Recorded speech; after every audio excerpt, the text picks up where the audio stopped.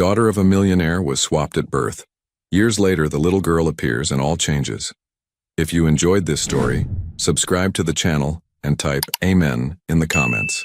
A beautiful piece of good news may come your way very soon. And don't forget to tell us where you're watching from. The champagne bubbles sparkled like diamonds in the crystal glasses as 40-year-old William Harrison adjusted his platinum cufflinks, his hands trembling with anticipation that had been building for months.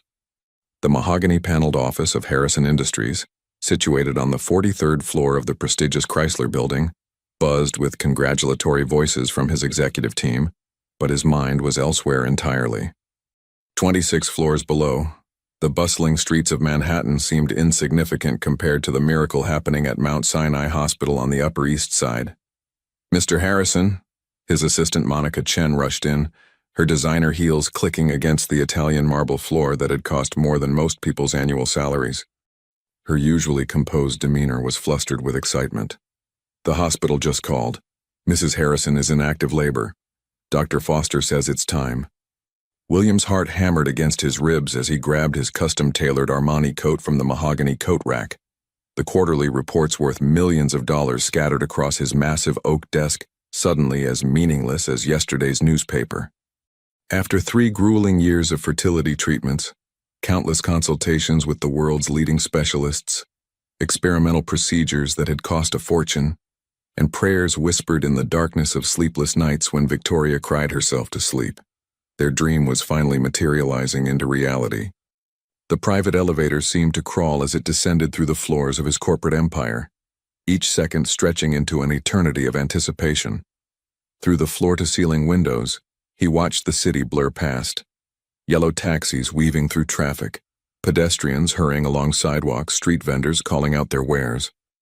All of it felt surreal, as if he were watching life through a movie screen while his real existence was about to begin in a hospital delivery room. His driver James was already waiting with the midnight black Bentley, engine purring softly. "Congratulations, sir," James said with a warm smile that reached his weathered eyes. "I've been driving you for 8 years and I've never seen you this excited." "Thank you, James. I can hardly believe it's finally happening." The 20-minute drive through Manhattan's crowded streets felt like hours.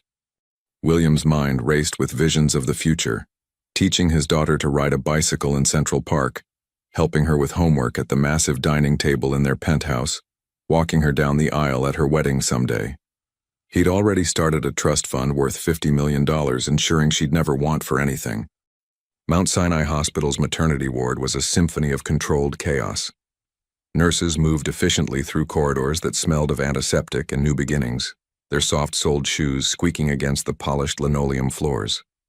The waiting room was filled with expectant fathers, some pacing nervously, others sitting quietly with their heads in their hands, all united by the universal experience of impending parenthood.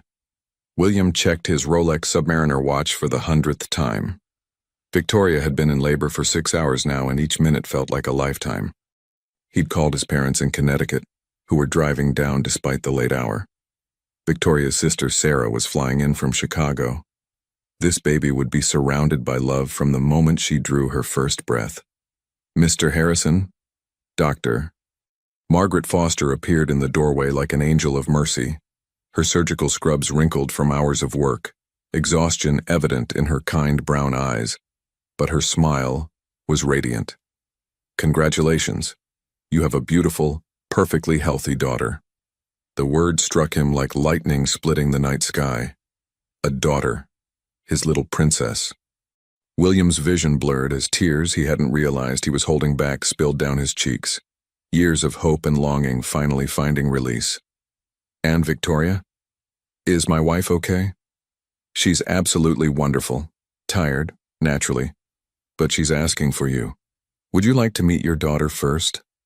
Walking down the corridor toward the nursery felt like floating. Other new fathers peered through the large viewing window, pointing out their newborns to visiting family members, their faces glowing with pride and wonder. But when Dr. Foster guided him to the observation window and pointed to the 3rd crib from the left, William's entire world stopped spinning on its axis. There she was, his daughter, pink and absolutely perfect, with the tiniest fingers he'd ever seen. each one perfectly formed, wrapped in a soft yellow blanket that had been donated by the hospital auxiliary. Her face was peaceful in sleep, her miniature chest rising and falling with steady, healthy breaths. "She's magnificent," he whispered, pressing his palm against the cool glass, wishing he could reach through and touch her perfect little hand. "She's absolutely magnificent. When can I hold her?" "The nurses are just finishing her initial health checks. About 20 minutes, and then you can spend all the time you want with her." William stood transfixed, memorizing every detail of his daughter's face. She had dark hair that curled slightly at the edges, and when she briefly opened her eyes, he could swear she looked directly at him through the glass. In that moment, he made a silent promise that he would move heaven and earth to give her the best life possible. Meanwhile, in the nursery itself, night shift nurse Patricia Williams moved with the quiet efficiency that came from 20 years of caring for newborns. But tonight was different from any other in her long career. Tonight, she carried a burden that made her hands shake as she approached the crib marked Harrison Baby Girl. Patricia had worked at Mount Sinai since graduating nursing school, starting as an idealistic young woman who believed in healing and helping others. But life had been cruel to her. Her husband had left her for a younger woman 5 years ago, taking half their savings and leaving her with crushing debt. Her mother's medical bills from a prolonged battle with cancer had consumed her remaining resources. And then had come the gambling. First just lottery tickets, then casino visits, then online poker games that ran deep into the night. The debts had mounted like snow in an avalanche. Loan sharks didn't care that she was a dedicated nurse who had never hurt anyone. They only cared about the $47,000 she owed them, money she could never repay on her salary. The threats had escalated from phone calls to visits to her apartment, and last week they'd made it clear that her time was up. That's when the offer had come. $50,000 in cash for one simple act. All she had to do was switch 2 baby girls born on the same night. The person making the offer had known details about the hospital, about the babies, about the families involved. They'd known things that made Patricia realize this wasn't a random request. The second crib held another newborn girl, born just 3 hours after the Harrison baby to Maria Santos, a 19-year-old who'd been abandoned by her boyfriend the moment he learned about the pregnancy. Maria had been in and out of the emergency room throughout her pregnancy, struggling with malnutrition and stress. She'd already signed adoption papers, desperate to give her baby a better life than she could provide. Patricia glanced around the dimly lit nursery one final time, ensuring she was completely alone. Security cameras didn't cover this particular angle. She'd checked and rechecked. The other nurses were busy with deliveries on the far side of the ward. "I'm so sorry, little ones," she whispered, her voice barely audible above the soft hum of the monitoring equipment and the gentle whoosh of the air circulation system. "But this is the only way I survive. May God forgive what I'm about to do." With practiced efficiency that betrayed the absolute horror of her actions, Patricia carefully lifted both babies. Her nursing training made the transfer seamless, supporting their delicate necks, ensuring their airways remained clear, moving them with the gentle confidence that came from handling thousands of newborns. The Harrison infant, with her cherubic face and steady breathing, was placed gently in the Santos crib. Her little fist curled around Patricia's finger for a moment, as if sensing something was wrong. The Santos baby, equally beautiful but destined for a dramatically different fate, found herself in the Harrison crib, the expensive yellow blanket now wrapping a different child entirely. The hospital identification bracelets were switched with surgical precision. Patricia had practiced this moment dozens of times, timing herself, ensuring she could make the change in under 60 seconds. Birth certificates would be altered in the morning when she returned to complete the second phase of her plan. The computer records would show a simple clerical error, easily explained, quickly corrected, permanently buried in the hospital's vast database. "Sleep tight, my precious angels," she murmured, completing the exchange that would alter the trajectories of 2 families forever. "May your lives be filled with more kindness than mine has been." The next morning brought autumn sunshine streaming through the hospital windows, and the joyous sounds of new life echoing through the maternity ward. William stood beside Victoria's bed, their daughter cradled in his wife's arms. Victoria looked radiant despite her exhaustion, her blonde hair slightly mussed but her green eyes shining with maternal bliss. The baby's dark hair caught the morning light, creating an almost ethereal glow around her peaceful face. Her tiny fingers wrapped around William's index finger with surprising strength, and her peaceful expression filled them both with indescribable love and protectiveness. "What should we name her?" Victoria asked, her voice soft with exhaustion and wonder, already completely smitten with the tiny person in her arms. "Charlotte," William replied without hesitation, the name coming to him as naturally as breathing. "Charlotte Harrison, our little princess." Victoria smiled, testing the name silently on her lips. "Charlotte Harrison. It's perfect. Strong and elegant, just like she'll be." As they signed the birth certificate and prepared to take their daughter home, neither parent noticed Patricia Williams watching from the doorway, her face pale with the weight of her secret and the $47,000 in cash hidden in her apartment. In 24 hours, she would disappear from Mount Sinai Hospital forever, leaving behind only expertly forged documentation and two families whose destinies had been forever altered by her desperate choice. Her resignation letter would cite family illness and a need to relocate immediately. No one would question the departure of a veteran nurse with an exemplary record. The money would pay off her debts and buy her a fresh start in another state, under another name if necessary. Meanwhile, 3 miles away in a cramped studio apartment in Queens, Maria Santos struggled to understand why the adoption agency had insisted she take the baby home for a few days of bonding before the final transfer. The infant they'd placed in her arms looked nothing like what she'd expected. The facial features seemed different, more refined somehow, but exhaustion and the emotional trauma of giving birth clouded her judgment. "She's beautiful," the social worker had assured her with a smile that didn't quite reach her eyes. "And the adoptive family is wonderful. They'll give her everything you can't provide: private schools, music lessons, a beautiful home, financial security.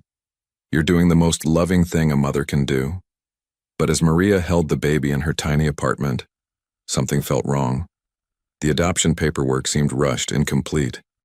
Questions she asked were deflected with vague answers about expedited procedures and special circumstances. When she tried to call the agency for clarification, she was told the caseworker was unavailable and would call her back. The callback never came. 6 years would pass before the truth began to unravel, initiated by a desperate phone call that would shake the Harrison family to its very foundation and reveal a conspiracy that went deeper than anyone could imagine. But for now, William Harrison drove his Bentley through Central Park, the autumn leaves creating a canopy of gold and crimson above them, his heart overflowing with love for the daughter sleeping peacefully in the car seat beside Victoria. Their penthouse awaited, decorated in soft pink and gold with a nursery that had cost more than most people's annual salaries and contained every luxury a baby could need. "Welcome home, Charlotte," he whispered as they pulled into their private parking garage beneath their exclusive building. "Daddy's gonna give you the world and then some." Little did he know that his real daughter was just beginning a journey that would test every fiber of his being, challenge every assumption he held about family and love, and ultimately teach him that the strongest bonds aren't always those of blood, but those forged in moments of pure need answered with pure love. The conspiracy that had stolen his biological daughter and placed her in poverty while he raised another child in luxury was far more complex than a desperate nurse's gambling debts. The truth, when it finally emerged, would reveal connections to his own business empire and threaten everything he'd built. But that revelation lay 6 years in the future, waiting for a small voice on a telephone to set the wheels of justice and love into unstoppable motion. 6 years later, William Harrison stood at the floor-to-ceiling windows of his corner office on the 43rd floor of Harrison Industries, watching the sun set over Manhattan's glittering skyline like scattered diamonds on black velvet. The city sprawled endlessly before him, each twinkling light representing dreams, ambitions, and lives intertwined in the endless dance of urban existence. His financial empire had grown exponentially since Charlotte's birth, making him one of the most powerful and influential men in New York, with business interests spanning real estate, technology, and international finance. The Harrison name now graced the sides of buildings, appeared in Forbes magazine regularly, and opened doors to exclusive social circles where million-dollar charitable donations were discussed as casually as weekend plans. His personal net worth had climbed to nearly $800 million, a fortune that seemed to grow almost effortlessly through wise investments and strategic business decisions. "Daddy!"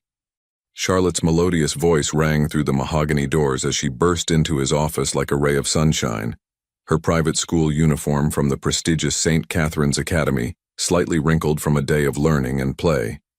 At 6 years old, she possessed an almost otherworldly elegance, her movements graceful and fluid, her vocabulary remarkably advanced for her age.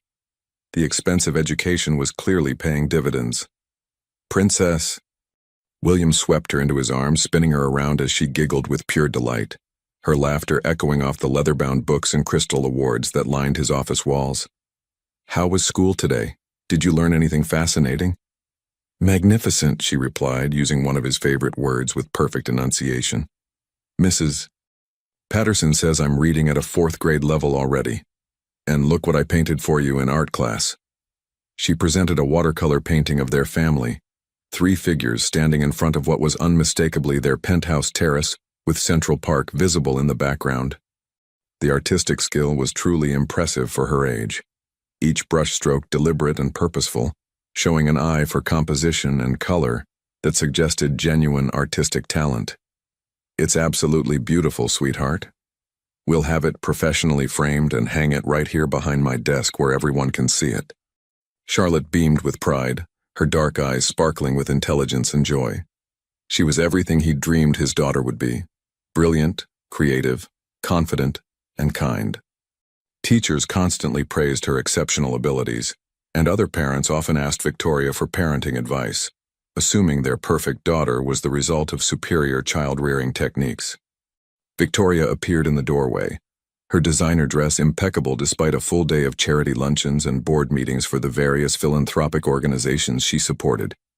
At 38, she remained strikingly beautiful, her blonde hair styled in an elegant chignon, her jewelry subtle but clearly expensive. She'd thrown herself into charitable work with the same passion she brought to everything else, particularly causes involving children's education and welfare. "Time for dinner, you two. Chef Marcus has prepared Charlotte's favorite, lobster ravioli with truffle cream sauce." As they walked toward the private elevator that led directly to their penthouse, William reflected on how absolutely perfect their life seemed.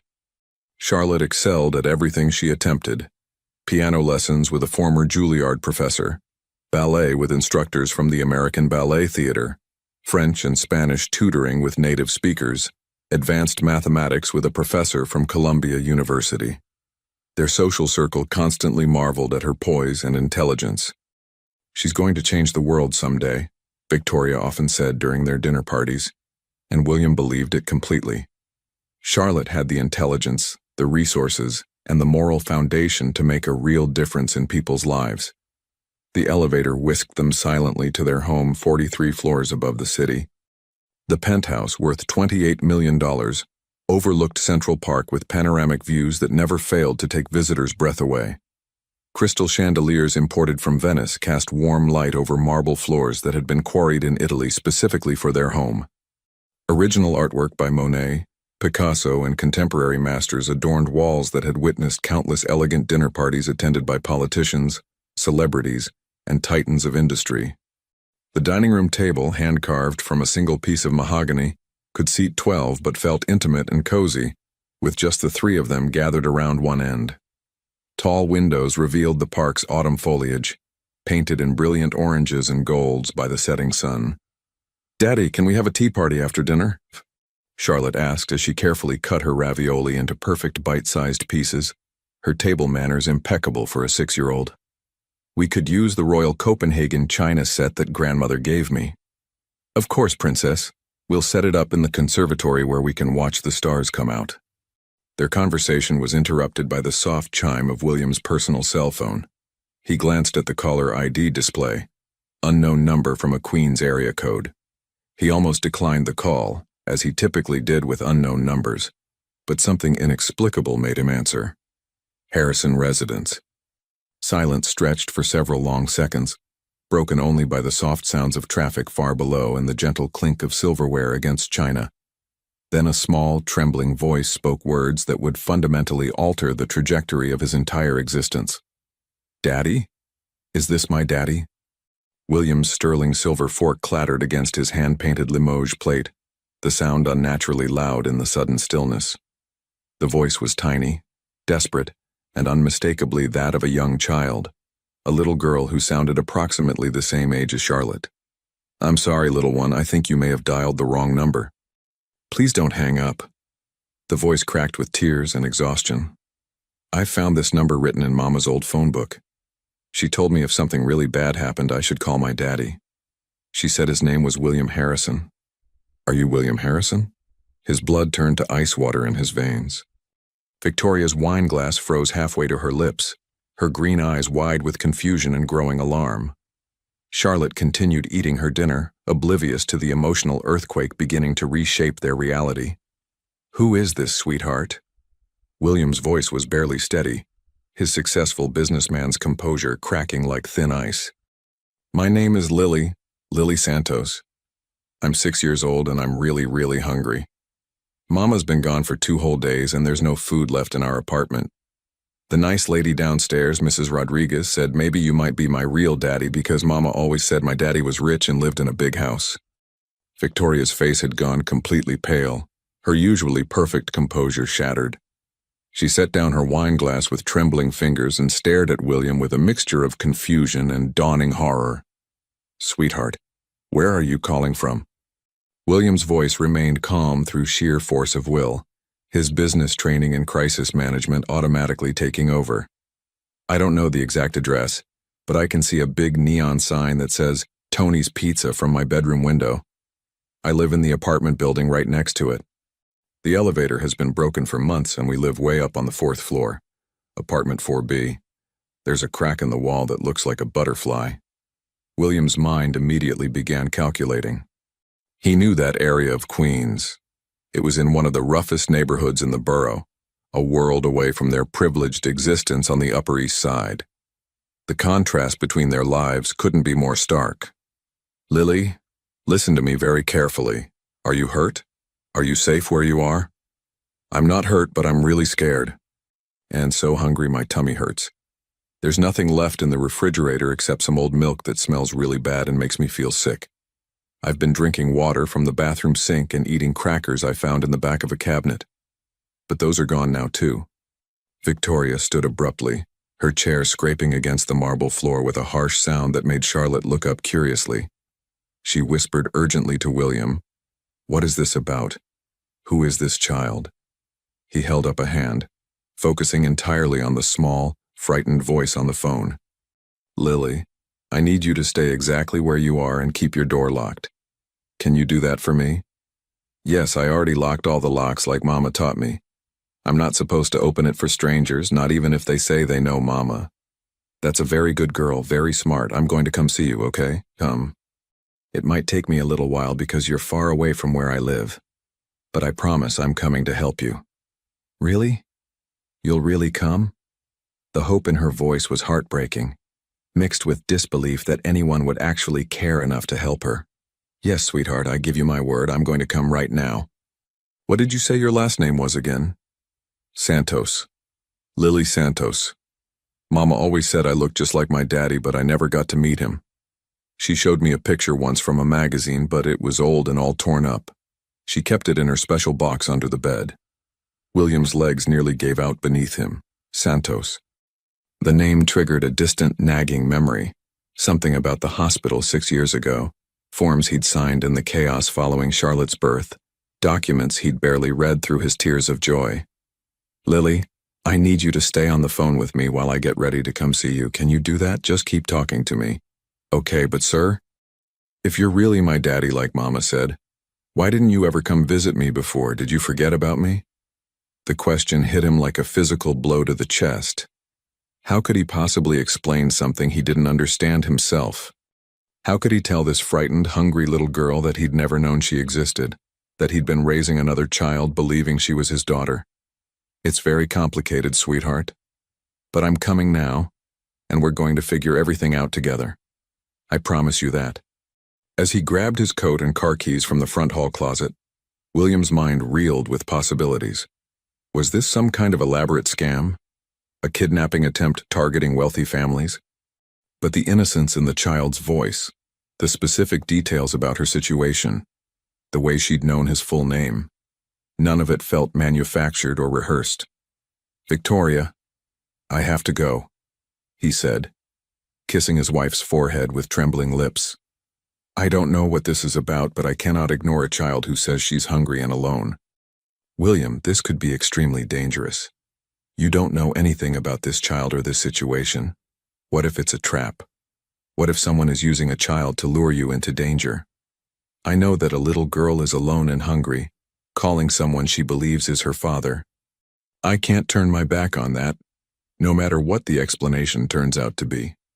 Charlotte looked up from her dessert of chocolate mousse topped with fresh berries, finally sensing the tension and urgency that had filled the room. "Daddy, where are you going? You promised we'd have our tea party with the pretty china." His heart clenched painfully as he knelt beside her chair, struggling to maintain his composure. "I have to help someone who really needs my help, Princess. We'll have our tea party tomorrow evening, I promise, and we'll make it extra special. Is someone hurt? Someone needs help, yes, but don't worry. Everything will be okay." As the elevator descended through the floors of their building, William's phone remained pressed to his ear.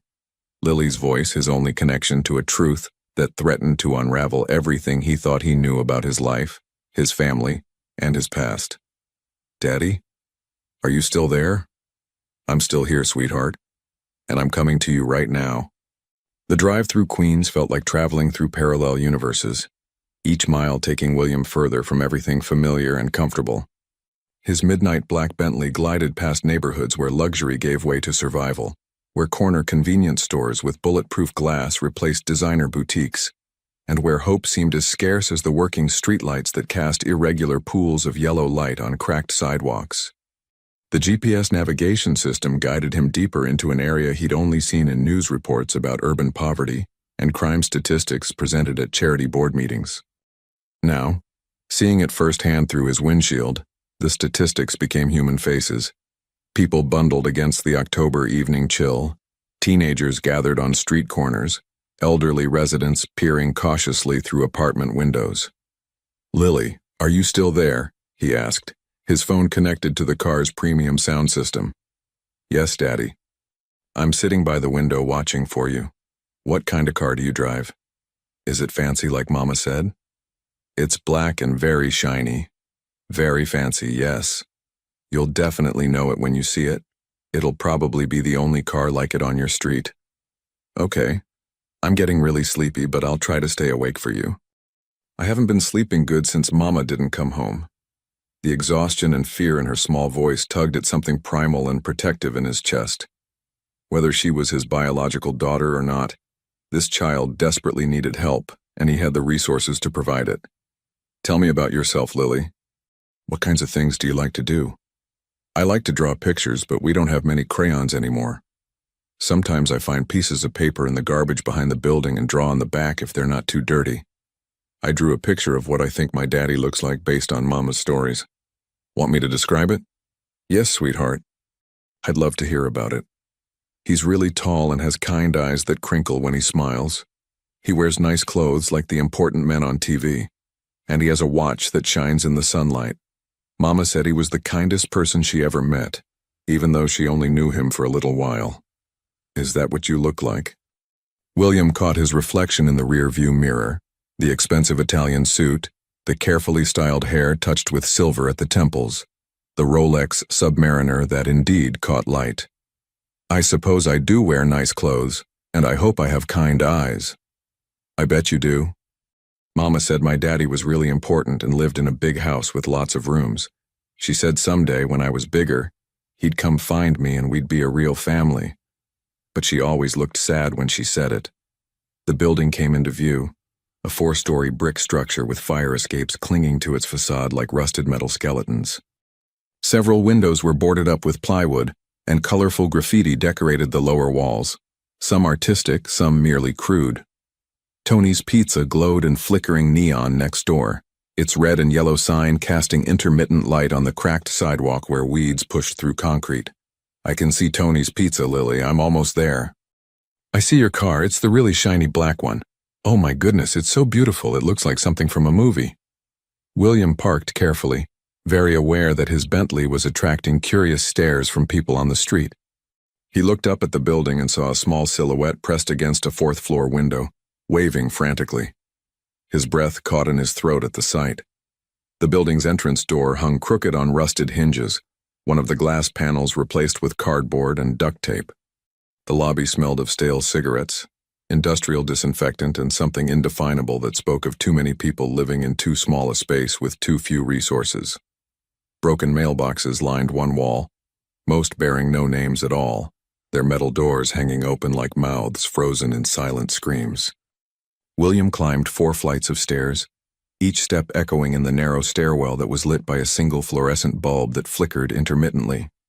The walls were painted institutional green, and the handrail was worn smooth by countless hands over decades of use. Apartment 4B had a door painted the same institutional green as the stairwell, with the number 4 hanging slightly askew, secured by only one screw. He could hear the faint sound of a television through the thin walls and smell cooking odors from neighboring apartments. Beans, rice, and spices that spoke of families making the most of limited budgets.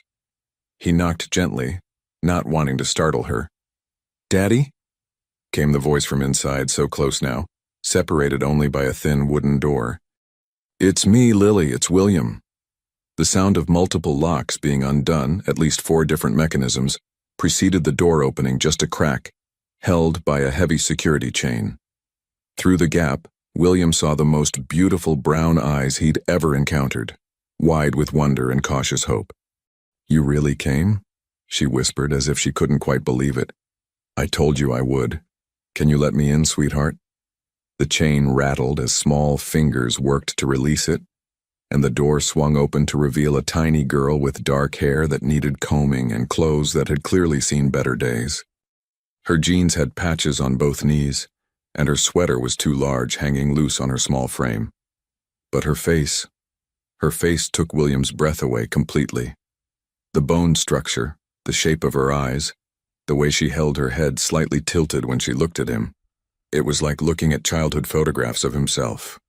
Even more striking, she resembled his own father in ways that made his heart skip beats. "Hi, Daddy," she said simply, as if they'd known each other forever instead of speaking for the first time an hour ago. The apartment was sparse but meticulously clean, showing that despite their poverty, Lily and her mother took pride in their home. A small television sat on a plastic crate, and 2 mismatched lawn chairs served as the living room furniture. Through an open doorway, William could see a tiny kitchen with a refrigerator that hummed loudly and occasionally shuddered. "Are you hungry, sweetheart?" he asked, kneeling to her level so they could speak eye to eye. "Very hungry. I ate the last crackers yesterday morning, and my tummy has been making noises ever since." William's heart shattered into pieces as he followed her to the kitchen. The refrigerator, when opened, revealed exactly what she'd described: a carton of spoiled milk with an expiration date from a week ago and nothing else. The cabinets held only empty containers, a few mismatched plastic dishes, and 1 box of baking soda. "Lily, where is your mama? When did you last see her?" "She went to work 2 nights ago like always and didn't come back. Sometimes she has to work really late or even overnight, but never this long. Mrs. Rodriguez downstairs said maybe something bad happened to her, but I keep thinking she'll come back soon." "What kind of work does your mama do?" "She cleans big office buildings at night when all the business people go home. She leaves after I go to bed and comes home before I wake up for school. But she didn't come home the last 2 mornings and I got scared." William pulled out his phone and immediately ordered food from Tony's Pizza, enough for several meals, including items a 6-year-old would enjoy. While they waited for the delivery, he sat in one of the lawn chairs and let Lily tell him about her life in her own words. "Mama works really, really hard, but we never have enough money for extras. She cries sometimes when she thinks I'm sleeping, especially when bills come in the mail. She says life wasn't supposed to be this hard, that things went wrong when I was born." "What do you mean by that?" "She said I was supposed to have a different life. A much better life with my real daddy. She said something got mixed up at the hospital when I was born, and that's why I ended up with her instead of where I belonged." William's hands began to tremble uncontrollably. "Something got mixed up at the hospital?" Mama said there was a mistake. She said the nurses gave her the wrong baby and my real daddy got a different baby too. She said someday when I was old enough to understand, she'd tell me the whole story. She kept important papers in a special box under her bed. Want me to show you? Before he could answer, Lily disappeared into the bedroom and returned with a shoebox held together with several rubber bands. The box was worn and had been repaired with tape in multiple places. Inside, William found documents that made his knees weak and his vision blur. A birth certificate for Lily Santos, born at Mount Sinai Hospital on the exact same date as Charlotte.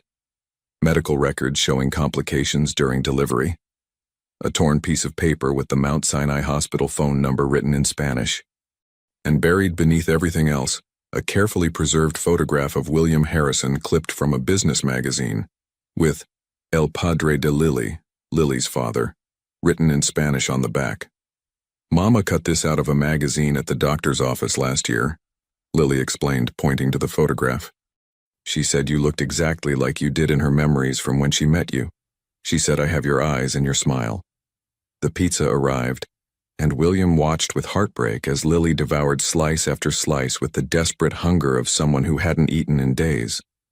Between bites, she chattered about school, her drawings, her dreams of having a pet cat someday, completely unaware of the earth-shattering implications of what she'd shared.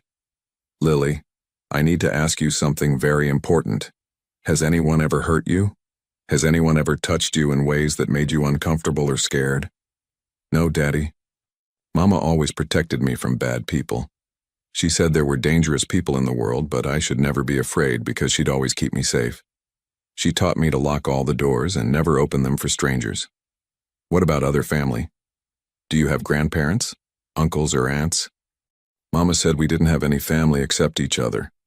She said my grandparents died before I was born, and she was all alone in the world until she had me. She said family isn't always about blood. Sometimes it's about people who choose to love each other. As the evening wore on, William found himself studying every detail of Lily's face, her mannerisms, the way she spoke. The resemblance to his own family was undeniable, but more than physical appearance, something deep in his soul recognized her.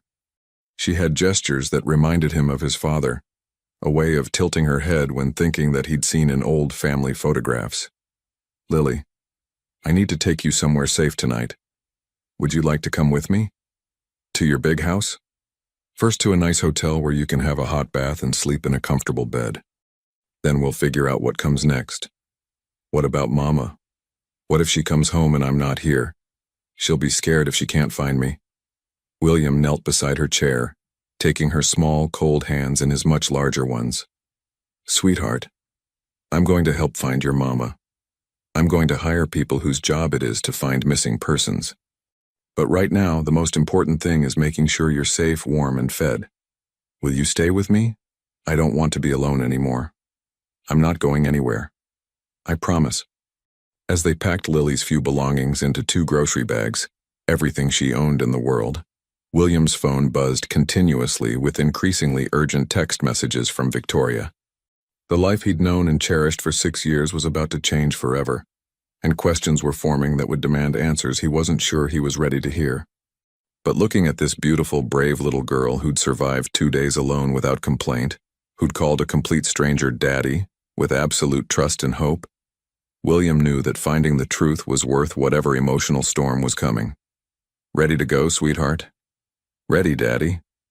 And as they walked down 4 flights of stairs together, Lily's small hand trustingly placed in his, William realized that some bonds transcend biology, circumstance, and time.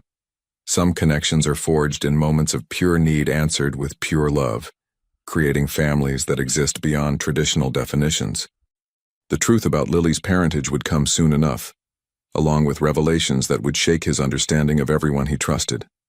But tonight, all that mattered was ensuring that a little girl who had shown remarkable courage would never again go to bed hungry, scared, or alone while he had breath in his body and resources at his disposal. The Ritz-Carlton suite overlooked Central Park, its floor-to-ceiling windows offering a view that would have been breathtaking under normal circumstances. But William's attention was entirely focused on the small figure curled up in the oversized armchair, wrapped in a hotel bathrobe that dwarfed her tiny frame. Lily had fallen asleep clutching a stuffed elephant from the hotel gift shop, her face peaceful for the first time since he'd met her.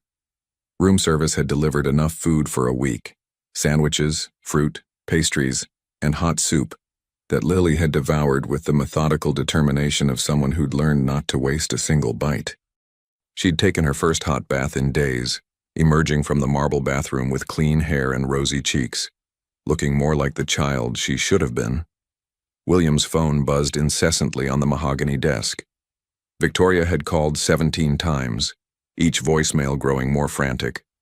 His parents had been contacted and were driving down from Connecticut. The family attorney was standing by. But William couldn't bring himself to return the calls until he had more answers. At 3 a.m, he finally connected with Detective Maria Gonzalez from the Missing Persons Unit. Her voice was tired but professional as she took down the details about Maria Santos's disappearance. "Mr. Harrison, I have to ask, what's your relationship to this woman and her daughter?" "I believe." William paused, the words feeling surreal. "I believe Maria Santos may have given birth to my biological daughter 6 years ago, and that there was some kind of mix-up at the hospital." The silence on the other end stretched for several seconds. "That's a very serious allegation, sir. Do you have any evidence to support this claim?" "I have documents. Birth certificates, medical records, photographs. And Detective Gonzalez, when you see this little girl, when you look at her face." His voice broke slightly. "She looks exactly like my family. The resemblance is undeniable. We'll start investigating Maria Santos's disappearance immediately." Her employer at Metropolitan Cleaning Services reported that she failed to show up for her shift 2 nights ago, which was completely out of character. They're concerned as well. After ending the call, William sat in the darkness of the hotel suite, watching Lily sleep and trying to process the magnitude of what was unfolding. If his suspicions were correct, then Charlotte, the daughter he'd loved and raised for 6 years, wasn't biologically his. And this precious child sleeping peacefully in the chair was his real daughter, who'd been living in poverty while he'd unknowingly provided another child with every advantage. The guilt was crushing. While he'd been teaching Charlotte to ride horses at their country estate in the Hamptons, Lily had been learning to ration crackers. While Charlotte attended the finest private school in Manhattan, Lily had been worrying about whether her mother would come home. The injustice of it made his chest ache with a pain he'd never experienced before. His phone rang again, this time displaying Dr. Margaret Foster's name. She was calling from Mount Sinai Hospital, having been contacted by Detective Gonzalez about the investigation. "Mr. Harrison, I understand there are questions about events from 6 years ago. I want you to know that I've reviewed all the records from your daughter's birth and everything appears to be in order. Dr. Foster, I need to ask you about the night shift nurse who was working that evening. Patricia Williams." Another pause. "Patricia Williams left the hospital very suddenly about a week after your daughter was born. She cited a family emergency and relocated out of state. We were sorry to lose her. She was an excellent nurse with an impeccable record. Do you have any way to contact her now?" "I'm afraid not. Her forwarding address was in Arizona, but that was 6 years ago." "Mr. Harrison, may I ask what's prompting these questions?" William explained about Lily's phone call, the documents he'd found, and the striking physical resemblance. Dr. Foster listened without interrupting, her medical training evident in her careful, thoughtful responses. "Mr. Harrison, if you truly believe there was some kind of mix-up, the only way to know for certain would be DNA testing. I can arrange for that to be done quickly and confidentially." Yes, please arrange that immediately. I'll have a technician meet you at the hospital tomorrow morning. We'll need samples from you, from Lily, and ideally from Charlotte as well." The next morning brought autumn sunshine streaming through the hotel windows and Lily's delighted laughter as she discovered room service breakfast. She'd never seen so much food in one place: fresh berries, pancakes, French toast, eggs Benedict, and pastries that looked like works of art. "Daddy, is this really all for me?" she asked, her eyes wide with wonder. "All for you, sweetheart. Eat as much as you want. Can I save some for later, in case I get hungry again?" The question broke his heart. This child had learned to hoard food because she'd never known when her next meal might come. "Lily, you never have to worry about being hungry again. I promise you that. We can order more food anytime you want it. After breakfast, they drove to Mount Sinai Hospital for the DNA testing. Lily was nervous about the needle, so William held her hand throughout the procedure, amazed at her bravery. The technician assured them that results would be available within 24 hours. On the drive back to the hotel, Lily asked the question he'd been dreading. "Daddy, what happens if the test says you're not really my father?" William pulled the car over to the side of the road and turned to face her completely. "Lily, listen to me very carefully. No matter what any test says, no matter what we discover about the past, you are not going back to that apartment alone. You are not going to be hungry or scared or unsafe ever again. Do you understand me? But if you're not my real daddy, then I'll be your chosen daddy. Sometimes the most important families are the ones we choose, not the ones we're born into." Tears filled her brown eyes. "Really? Really? I'm not going anywhere, and neither are you." That afternoon, William received a call that changed everything. Detective Gonzalez had found Maria Santos. "Mr. Harrison, I'm afraid I have difficult news." Maria Santos was found unconscious in her apartment building's basement laundry room. She'd fallen down the stairs while carrying a heavy load of laundry and suffered a severe head injury. She's been in a coma at Queens General Hospital for 3 days. Is she going to be okay? The doctors say it's too early to tell, but Mr. Harrison, when we searched her apartment for next of kin information, we found something you need to see. Can you come to the station? An hour later, William sat in Detective Gonzalez's office staring at a stack of documents that painted a picture more complex and heartbreaking than he'd imagined.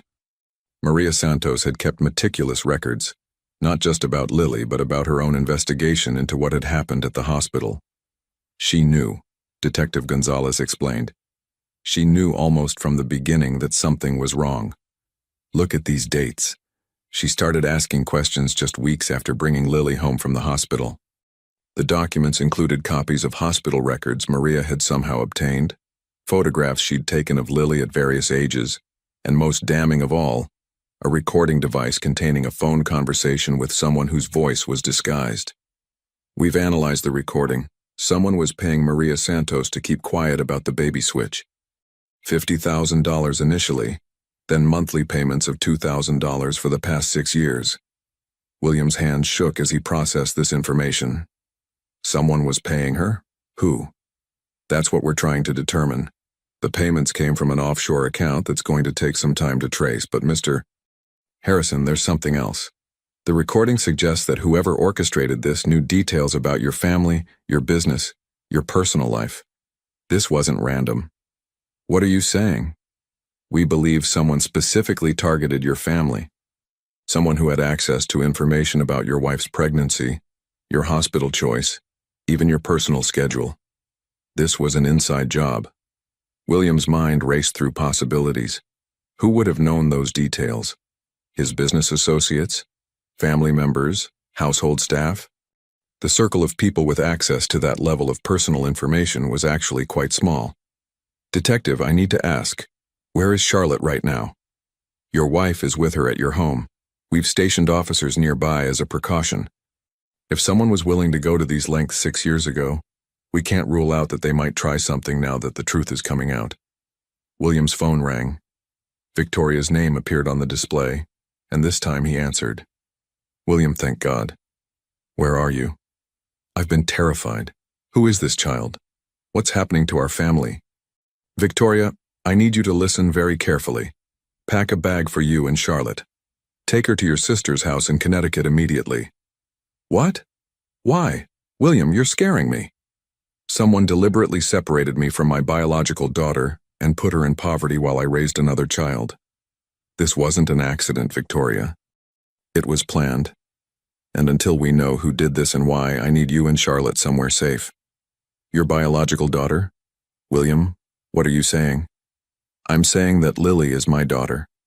I can see it in her face, in her mannerisms, in 1,000 little details. And the DNA test will confirm it tomorrow. But that means Charlotte. Charlotte is still our daughter in every way that matters. She's the child we've loved and raised for 6 years. That doesn't change. But someone stole my biological daughter and put her in that apartment, and they're going to pay for what they've done. Oh my God, William, how is this possible? I don't know yet. but I'm going to find out." After ending the call, William returned to the hotel to find Lily drawing pictures with the art supplies he'd bought her.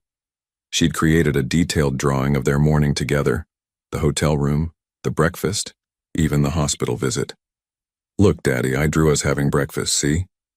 That's you, and that's me, and that's all the food. I've never had so much food before." William sat beside her on the plush carpet studying her artwork. The detail was remarkable for a 6-year-old, but more than that, she'd captured emotions in the simple figures: joy, wonder, security. "It's beautiful, Lily. You're very talented. Mama always said I got my artistic ability from my daddy. She said he was creative and smart and would understand my pictures. Tell me more about what your mama said about your daddy." "She said he was the kindest man she ever met, but that circumstances kept him away.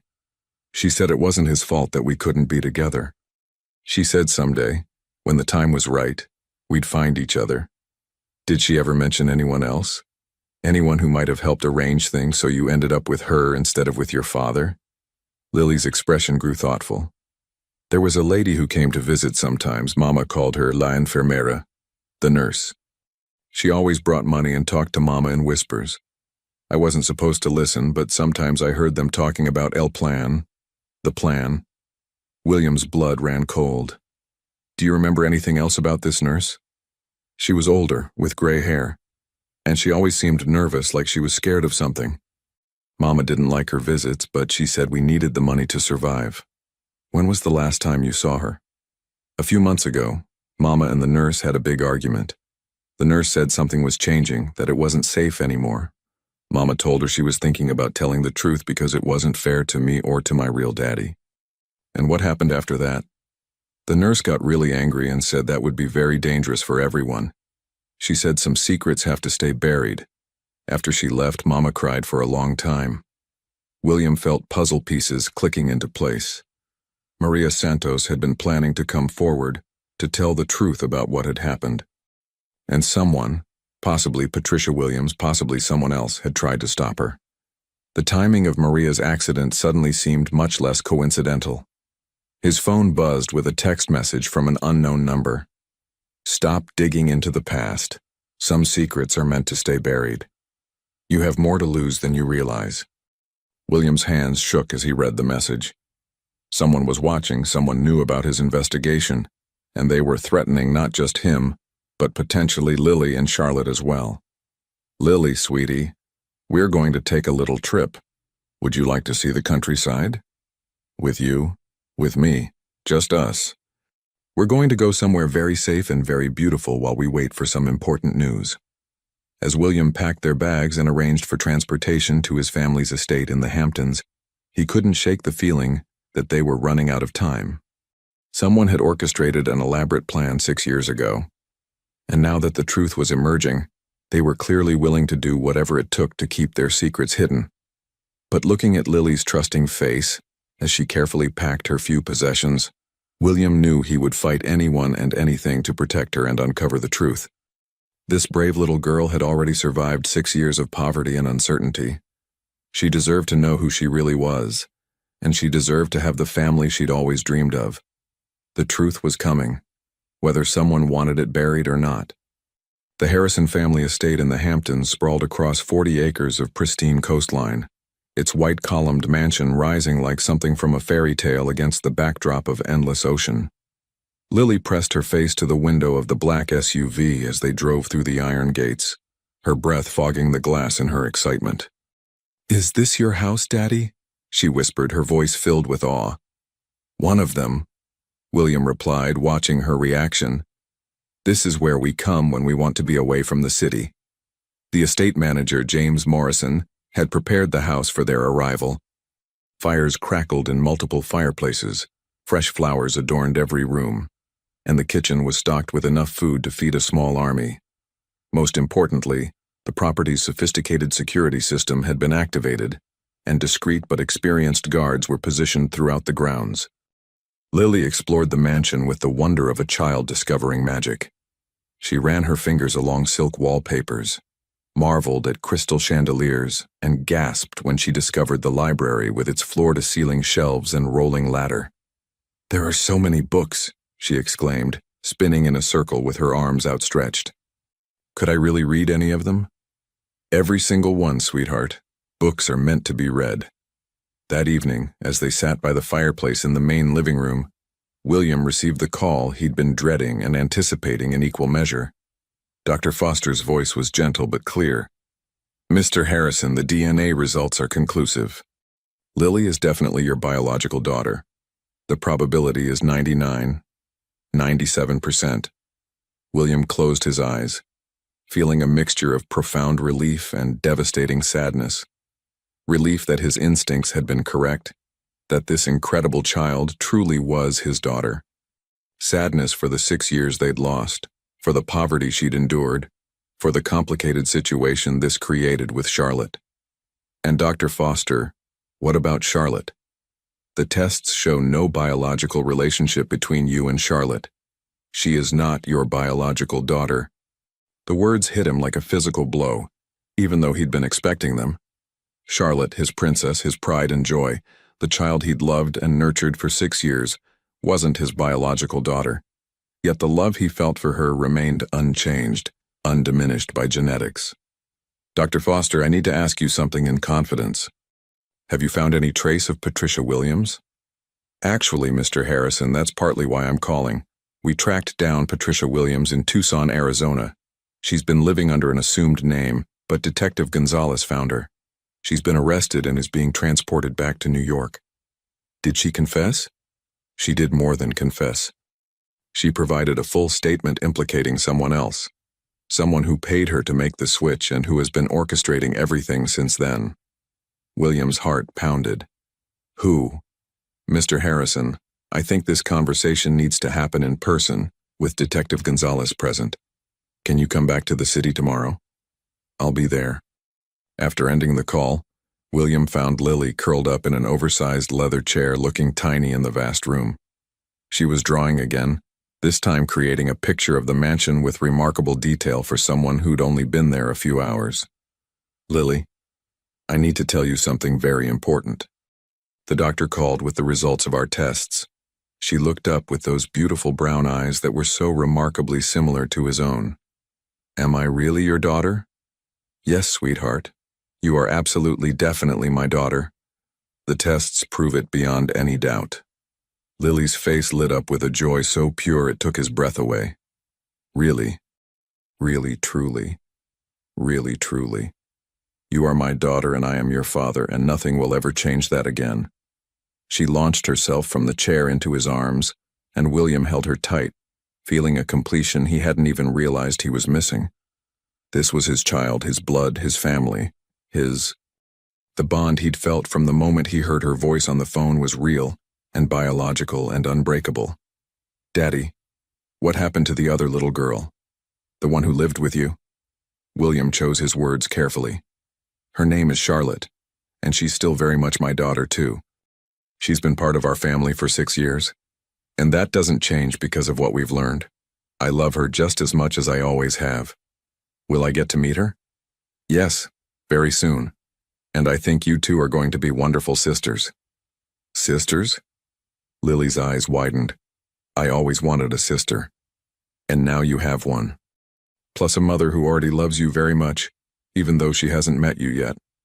That night, William lay awake in the master bedroom, staring at the ceiling and trying to process the magnitude of the deception that had shaped the last 6 years of his life. Someone had deliberately separated him from his biological daughter and given him another child to raise. But why? What was the motive? His phone buzzed with another anonymous text. Bringing the truth to light will destroy more than just your family. Stop now while you still can. This time William didn't hesitate.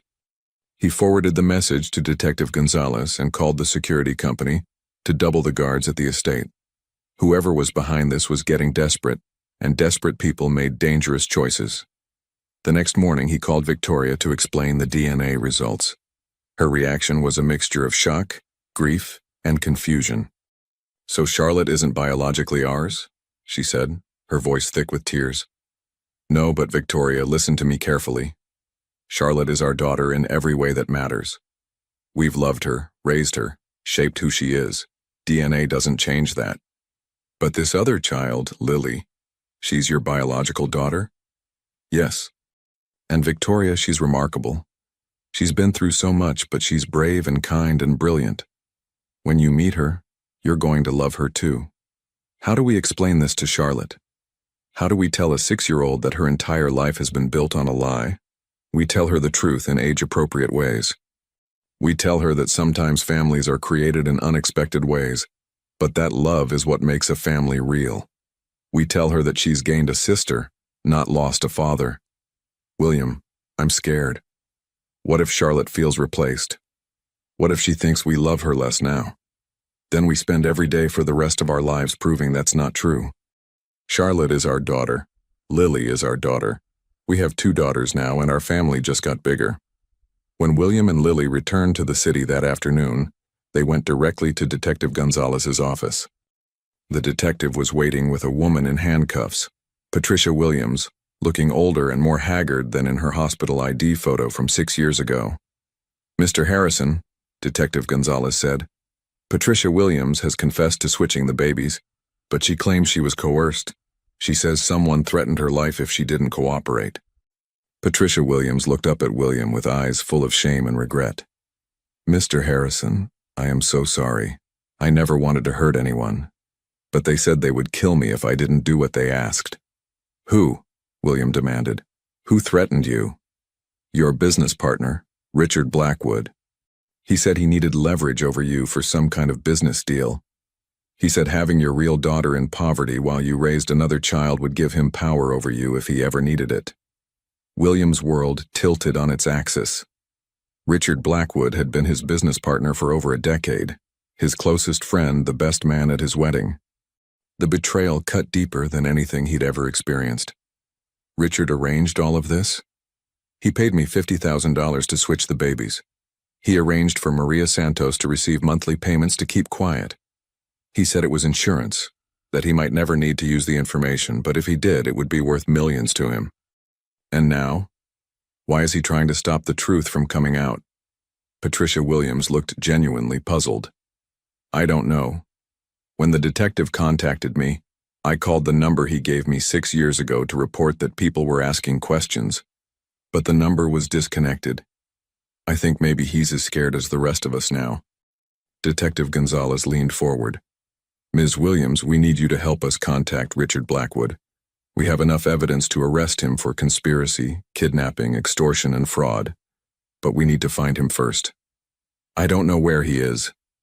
After I called that disconnected number, I tried reaching him through his business, but his assistant said he was out of the country indefinitely. William's phone rang. The caller ID showed Richard Blackwood's name, and for a moment, William's hand shook with rage before he answered. Richard. William, my friend. I hear you've been having some family drama. You son of a bitch, how could you do this to me? To an innocent child? Business is business, William. I needed an insurance policy against your growing power in our partnership. Having your real daughter living in poverty while you unknowingly raised another child seemed like the perfect leverage. You destroyed a little girl's life for business leverage. I gave that child a mother who loved her. Maria Santos took excellent care of your daughter with the money I provided. It was a win-win situation. Where are you, Richard? Somewhere you'll never find me. But William, let me give you some advice. Stop pursuing this. I have contingency plans that could destroy everything you've built. Your business empire, your reputation, your family's safety. All of it could disappear if you push too hard. Are you threatening my family? I'm giving you facts. Walk away now. Keep both girls and live happily ever after. Continue digging and everyone suffers. The line went dead, leaving William staring at his phone with a mixture of rage and fear. Richard Blackwood had been like a brother to him, and that brother had betrayed him in the most fundamental way possible. Detective Gonzalez looked up from her notes. Mr. Harrison, we're going to catch him. He can't hide forever. And in the meantime, we'll make sure your family is protected. As they left the police station, Lily slipped her small hand into William's much larger one. Daddy, are we going to be okay? William looked down at this brave little girl who'd endured so much with such grace and strength. Yes, sweetheart, we're going to be more than okay. We're going to be a family. What about the bad man who hurt us? The police are going to catch him, and even if they don't, he can't hurt us anymore. Because now we have the truth, and the truth makes us stronger than any lie. As they drove through the city toward home, William knew that the hardest part was still ahead. Introducing Lily to Charlotte and Victoria, blending their family, and helping everyone heal from the trauma of deception. But looking at Lily's peaceful face as she dozed in the passenger seat, he also knew that some miracles were worth fighting for. His daughter was coming home. The penthouse felt different when William and Lily stepped off the private elevator together. The familiar luxury that had once seemed so natural now felt almost embarrassing in the presence of this child who'd lived with so little. But Lily's eyes widened with wonder as she took in the marble floors, crystal chandeliers, and floor-to-ceiling windows that offered breathtaking views of Central Park. "Is this really where you live, Daddy?" she whispered, as if speaking too loudly might shatter the dream. "This is our home now, sweetheart, yours and mine." Victoria emerged from the living room, her usual composure replaced by nervous anticipation. She'd changed clothes 3 times that morning, wanting to make the perfect first impression on the daughter she'd never known existed. Behind her, Charlotte peered out shyly, uncertainty written across her young face. The two girls studied each other with the intense curiosity of children meeting for the first time. Despite the dramatic differences in their clothing and bearing, the resemblance between them was striking. Both had dark hair and intelligent eyes. Both carried themselves with an unconscious grace that spoke to good breeding. One inherited, one learned. "Charlotte," William said gently, kneeling beside his daughter, "I'd like you to meet Lily. She's going to be your sister." Charlotte's response was immediate and heartwarming. "Hi, Lily. Do you want to see my room? I have lots of toys we could share." Lily looked to William for permission, received his encouraging nod, and followed Charlotte down the hallway. Their voices soon echoed from Charlotte's bedroom, the universal sound of children discovering friendship. Victoria stood frozen in the entrance hall, tears streaming down her face. "She looks so much like you," she whispered. "How did I not see it before? How did we not know?" William drew his wife into his arms, feeling her trembling with emotion. "Because we trusted people we shouldn't have trusted. Because we believed in the goodness of the world and never imagined someone would deliberately separate a father from his child. She seems so mature for 6 years old. She's had to grow up fast. But Victoria, she's also incredibly sweet and brave and artistic. She's been through hell, but she hasn't let it make her bitter or angry. She's remarkable. What happens now? How do we make this work? We love them both equally. We give Lily everything she's been denied while making sure Charlotte knows she's still our princess. We become the family we were always meant to be." From Charlotte's room came the sound of delighted laughter. Victoria and William found the girls sitting on the floor surrounded by Charlotte's extensive collection of art supplies. Lily was staring in amazement at boxes of crayons in every conceivable color, high-quality colored pencils and sketchbooks with thick, pristine paper. "Look, Daddy," Lily called out excitedly. "Charlotte has enough art supplies for a whole school. She said I could use any of them I want." "That's very generous of you, Charlotte," William said, ruffling his daughter's hair. "Lily draws really good pictures," Charlotte announced. "Show them the one you made of the big house by the ocean." Lily shyly produced her drawing of the Hamptons estate, and Victoria gasped at the detail and artistic maturity it displayed. "Lily, this is absolutely beautiful. You have real talent." "Thank you. Mama always said I got my artistic ability from my daddy." The mention of Maria Santos brought a somber note to the room. Detective Gonzalez had called that morning with an update. Maria was awake but suffering from memory loss due to her head injury. She remembered Lily, but everything surrounding the circumstances of Lily's birth remained a blank. "Girls," Victoria said, settling onto the floor beside them, "would you like to help me plan something special? I thought we could redecorate the guest room to be Lily's very own bedroom." Lily's eyes went wide. "My own bedroom? Really? Really? We'll paint it any color you want, buy new furniture, and make it absolutely perfect for you." Could it be yellow, like sunshine? Yellow it is. Charlotte, would you like to help design your sister's room? Yes, and maybe we could get matching bedspreads so we know we're sisters even when we're sleeping. That afternoon, while the girls worked on art projects together, William and Victoria sat in his study discussing the practical implications of their expanded family. Legal documentation would need to be updated, school arrangements made, and most challenging of all, explanations provided to family and friends. What do we tell people? Victoria asked. How do we explain that we suddenly have another daughter? We tell the truth or as much of it as they need to know. Lily is my biological daughter who was separated from us at birth due to a hospital error. We've been reunited, and we're grateful to have found her. And Richard? When the story comes out about his involvement? William's expression hardened. Richard will face the consequences of what he's done, but that's not our focus right now. Our focus is on building a family and helping both girls adjust to their new reality. The next few days passed in a whirlwind of activity. Lily's bedroom was transformed with remarkable speed. Professional painters worked through the night to achieve the perfect shade of sunshine yellow. Furniture was delivered from the finest children's stores in the city, and a custom mural artist created a garden scene on one wall featuring flowers and butterflies. Meanwhile, Dr. Sarah Chen, a renowned child psychologist, worked with both girls to help them process their unique situation. Charlotte, initially worried that she was being replaced, gradually came to understand that love doesn't diminish when it's shared. It multiplies. "Daddy?" Charlotte asked one evening as they sat together on the terrace overlooking Central Park. "Does it make you sad that I'm not your real daughter?" William gathered her onto his lap, holding her close. "Charlotte, listen to me very carefully. You are absolutely my real daughter. You're the daughter of my heart, the daughter I chose, the daughter I've loved every single day for 6 years. DNA doesn't make a family. Love does. But Lily looks like you, and I don't. That's true. But you laugh like your mother.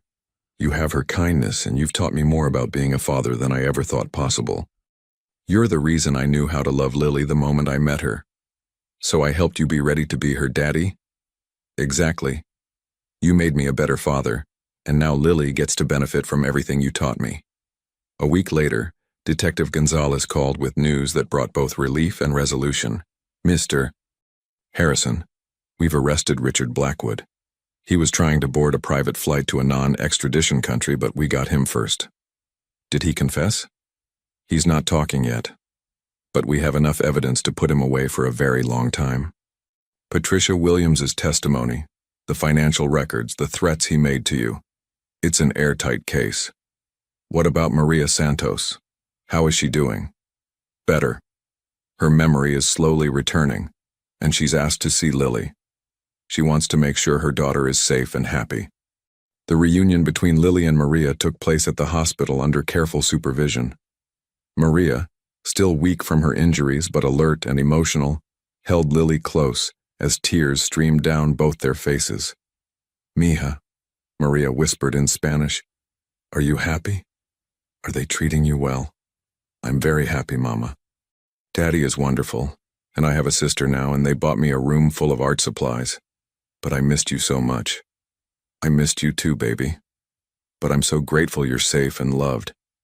William stood nearby, giving them space while ensuring Lily felt secure. When Maria looked up at him, her eyes held gratitude mixed with a mother's protective concern. "Mr. Harrison," she said in accented but clear English, "thank you for taking care of our daughter. I always knew this day would come, when she would be with her real family. Maria, you saved her life, Aved. You loved her and protected her when I didn't even know she existed. You'll always be part of her story, part of what made her who she is. The man who arranged everything, will he be punished? Yes. He'll never hurt another family the way he hurt ours." "Good. And Charlotte, how is she handling this?" William smiled, thinking of his daughters who had spent the morning teaching each other songs. Charlotte sharing classical pieces from her piano lessons, Lily teaching playground rhymes she'd learned at her public school. "Charlotte is remarkable. She's embraced Lily completely. They're already inseparable." As autumn turned to winter, the Harrison family found their new rhythm. Lily enrolled at St. Catherine's Academy, where her artistic talents flourished under expert instruction. Charlotte delighted in being a big sister, teaching Lily the social intricacies of their privileged world, while learning from Lily's street-smart resilience and creativity. Victoria threw herself into ensuring both girls felt equally loved and valued. She organized art shows for Lily's drawings, continued Charlotte's cultural education, and created family traditions that included both girls' backgrounds and interests. The media attention was intense but brief. The story of the millionaire's daughter living in poverty while he unknowingly raised another child captured public imagination, but the family's privacy was fiercely protected by high-powered attorneys and strategic public relations management. Richard Blackwood's trial became a sensation, revealing the depth of his betrayal and the calculated cruelty of his plan. He was sentenced to 25 years in prison for kidnapping, extortion, conspiracy, and fraud. Patricia Williams, who cooperated fully with prosecutors, received a reduced sentence of 5 years and was required to perform community service in children's hospitals. On Christmas morning, 6 months after that first desperate phone call, the Harrison family gathered around their tree in the penthouse. Lily wore a designer dress that matched Charlotte's, her hair styled by the same stylist who had been caring for Charlotte's appearance since birth. But more importantly, she wore the confidence and security of a child who knew she was loved unconditionally. "Daddy," Lily said as she opened her final present, a professional art easel with a full set of oil paints. "I have something for you." She produced a painting she'd been working on secretly for weeks. It showed their family of 4 standing together in Central Park. But in the background, painted with incredible detail for a 6-year-old, was a small figure watching from the shadows, Maria Santos, forever part of their story. "It's us," Lily explained. "But I wanted Mama to be in the picture too because she helped make me who I am before you found me." William's eyes filled with tears as he hung the painting in the place of honor above the living room fireplace. "It's perfect, sweetheart. Absolutely perfect." As the family settled in for Christmas dinner, Charlotte raised her juice glass in a toast. "To our family," she said, with the solemnity of a child who understood that love comes in many forms. "All of us together." "To our family," they echoed. And in that moment, William realized that Richard Blackwood's cruel plan had ultimately backfired. Instead of creating leverage for destruction, he had inadvertently brought together a family that was stronger, more compassionate, and more grateful for love than they ever would have been otherwise. Lily was home. Charlotte had a sister. Victoria had 2 daughters to love and guide. And William had learned that the bonds of family extend far beyond biology, to encompass choice, commitment, and the daily decision to love without reservation. Some stories begin with loss and betrayal, but they end with the triumph of love over deception, of family over isolation, of hope over despair. The Harrison family had found their happy ending, not because everything had been perfect, but because they had chosen to make it perfect through love, forgiveness, and an unwavering commitment to each other. Outside the penthouse windows, snow began to fall over Central Park, blanketing the city in pristine white. Inside, 2 little girls played with their Christmas presents while their parents watched with hearts full of gratitude for the complex, beautiful, perfectly imperfect family they had become. Love, William reflected, truly does find a way.